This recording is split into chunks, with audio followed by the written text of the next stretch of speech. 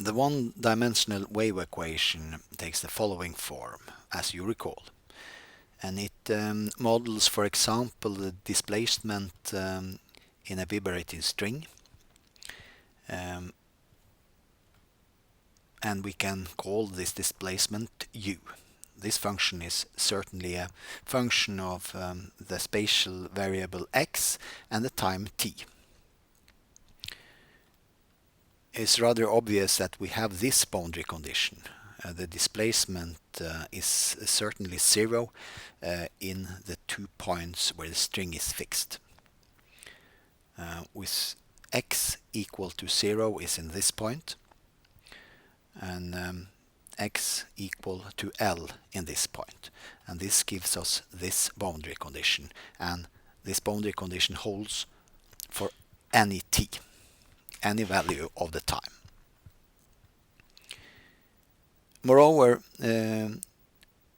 for t equal to 0, that is, when we start the process, we know something about the displacement at every point on the string. And this means that we know the function f of x, the displacement for t equal to 0. In addition, we know something about the velocity for t equal to 0, and we call this function g of x. In order to solve the partial differential equation, the one-dimensional wave equation, we have to do this in several steps. The first step is to use the separation of variable technique, which gives us two ordinary differential equations. The second step is to determine the solution of these two ordinary differential equations and incorporate the boundary conditions. The third step is to use Fourier series. We have to sum all of these solutions in an infinite series in order to obtain the general solution.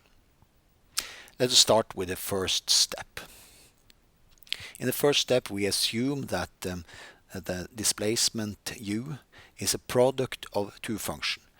The first function f, capital F, is only a function of x, and the other function, capital G, is only a function of t, and we multiply these functions with each other.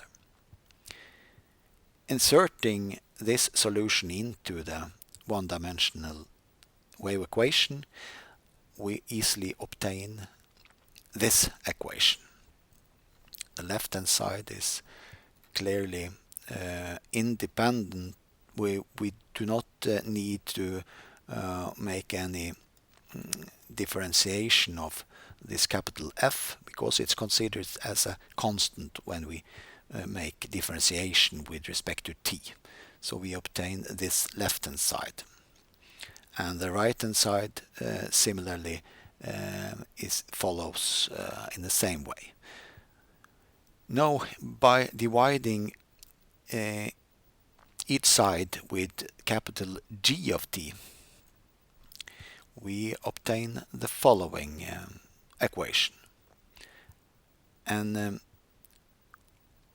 observe that the left side of this equation is only a function of the time t, and the right side is only a function of the spatial coordinate x. And this means that this cannot happen for all t and all x unless these quantities are constant. So we call this constant k. This gives us two differential equations. The first equation is that this guy is equal to k, and then second equation is that this guy is equal to k. So by multiplying with this with c square capital G on the first equation, we obtain this equation. And by multiplying with capital F in the second equation, we obtain this identity.